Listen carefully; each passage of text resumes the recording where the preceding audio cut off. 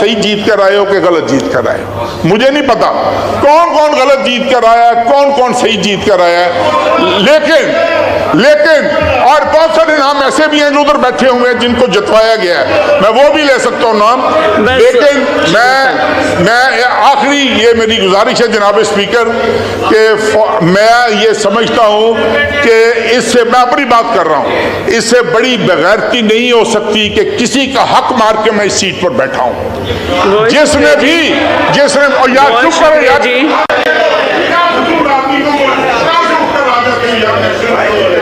बस बहुत शुक्रिया तारिक मशीद चीमा साहब, बहुत मेहरबानी, तशरीफ रखें साहब का माइक ऑन कीजिए।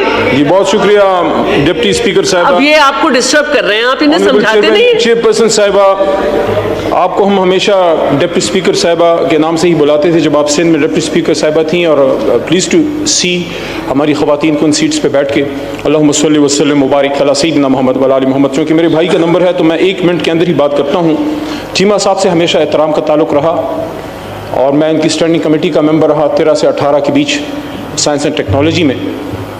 गुफ्तगू उन्होंने की, मैं तो अभी बीच में आया हूँ, 2 दफ़ा मेरा नाम लिया है, उन्होंने कहा कि सच बोलेंगे तो सच बोलना चाहिए। हमेशा मैंने बिल्कुल आपको देखा, आप इशूज़ पे स्टैंड लेते थे।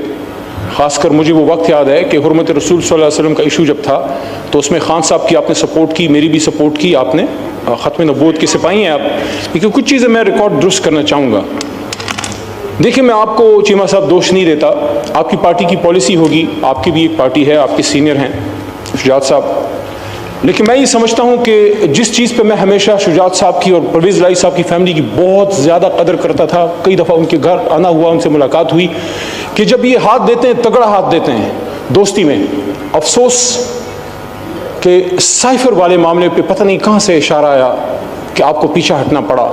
आपका तरीका नहीं है, आपका तरीका नहीं है। मैं हैरान हूँ। मुझे वो जगह याद है जहाँ मेरा दूसरा बड़ा भाई मक्सी साहब बैठे हैं और वहाँ से मेरे बड़े भाई चीमा साहब ने एक स्पीच की थी। चीमा साहब आपको याद होगा, और मैं और मुराद सईद एक दूसरे को देख रहे थे। उस दिन चीमा साहब ने मुराद और मेरे और शहरियार भाई से ज़्यादा खान साहब को सपोर्ट किया था, डिफेंड किया था। वो स्पीच आज भी रिकॉर्ड का हिस्सा होगी।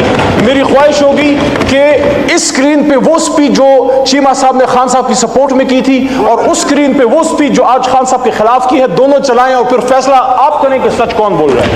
Thank you.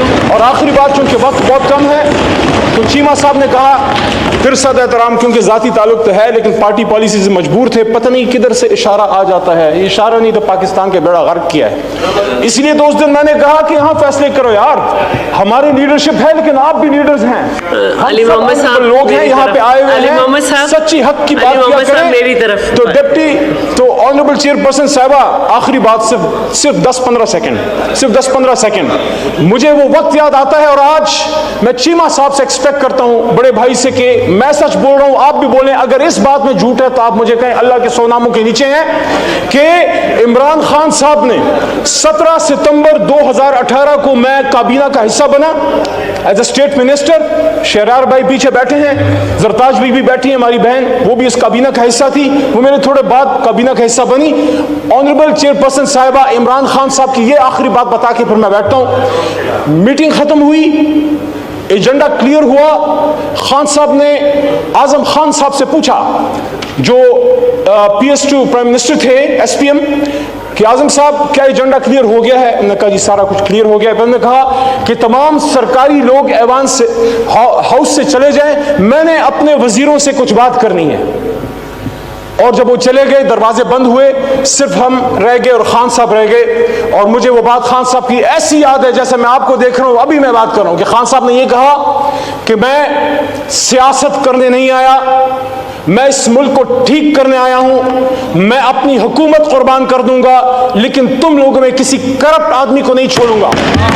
ये इमरान खान ने अपनी काबीना को कहा, और जिस शख्स पर फिर कोई इल्जाम लगा उसको हटाया, और सबसे नजदीक तरीन शख्स जो उनके कभी भी करीब, उससे ज्यादा करीब कोई नहीं था, जहांगीर खान तरीन को उन्होंने फिर इन्हीं इश्यूज की वजह से चीनी कमीशन रिपोर्ट की वजह से हटाया। आप सिर्फ इतना बता दीजिए, चीमा साहब सच बोलिएगा, क्या खान साहब ने ये बात की थी कि नहीं की थी? बस बहुत शुक्रिया।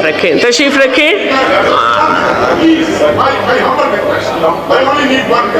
ठीक है, इनका माइक ऑन कर दे, जी। लेकिन इसके बाद जनाब मैं नहीं स्पीकर, किसी को इजाजत दूंगी। बिल्कुल सही बात किया उन्होंने। अली मोहम्मद खान ने, मेरा भाई है, मैं दिल से उनकी इज्जत करता हूँ, प्यार करता हूँ उनसे। नेक आदमी, शरीफ आदमी है। मैं एक चीज़ को क्लियर करना चाह रहा हूँ कि हम बड़ी नेक नीति के साथ 2018 में बड़ी नेक नीति के साथ हमने हाथ बढ़ाया था इनकी तरफ कि शायद इस मुल्क के हालात बेहतर होंगे। जिस स्पीच का ये जिक्र कर रहे हैं, खुदा के लिए वो चलवाएं और डेट के साथ चलवाएं कि किस तारीख को मैंने वो स्पीच की थी। वो शुरुआत में पहले 1-2 माह की तकलीफ थी और उसके बाद इन्होंने खुद गवाही दी है कि कैबिनेट की हर मीटिंग में हम स्टैंड लेते थे। पहली बात तो ये, और दूसरी बात ये कि आखिरी बात इन्होंने की कि इमरान खान साहब ने कहा कि भाई तमाम ब्यूरोक्रेट्स चले जाएं, सिर्फ मिनिस्टर्स रह गए। और मिनिस्टर्स को उन्होंने कहा कि मैं अपनी हुकूमत कुर्बान कर दूंगा, लेकिन मैं किसी को करप्शन की इजाजत नहीं दूंगा। बिल्कुल दुरुस्त है। उन्होंने कहा था कोई वजीर करप्शन नहीं कर सकता सिवाय मेरे। I am the only one who is allowed to involve. तशरीफ रखे प्लीज। अगर तशरीफ रखे। हाँ, बस देखें, अब ये सिलसिला चलेगा तो फिर हाँ, मैं बिल्कुल अभी करती हूँ। हाँ, आपका नाम? अब फतेहुल्लाह साहब का कर लूँ, फिर उसके बाद कर। ठीक है, जनाब फतेहुल्लाह खान साहब।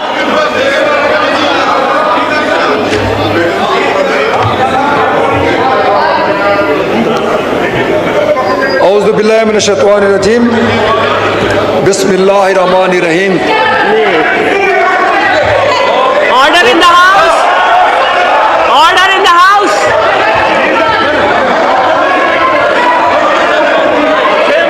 नहीं, ये तरीका नहीं है कि आप इस तरह करें।